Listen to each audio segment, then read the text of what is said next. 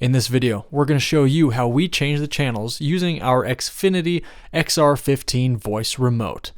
So, one way that we change the channels is if we're just watching a show, we can push the channel button either down or up to adjust it one channel at a time.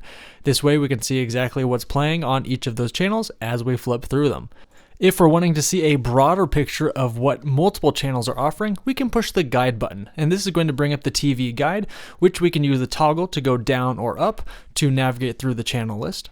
We can also use the left and right toggles to see what shows are going to be playing in the future.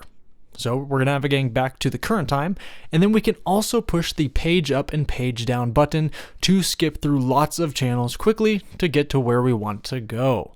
As you can see, as I push the page down, it just moves the entire page of channels and gets us to the next set.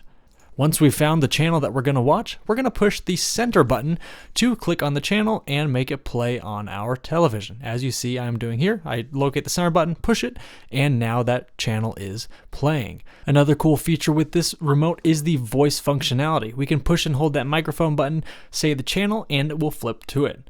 Also, if you know a channel number, you can punch in the channel number on the keypad and it will pull it up on the right hand side, then just push that center button to go to that channel.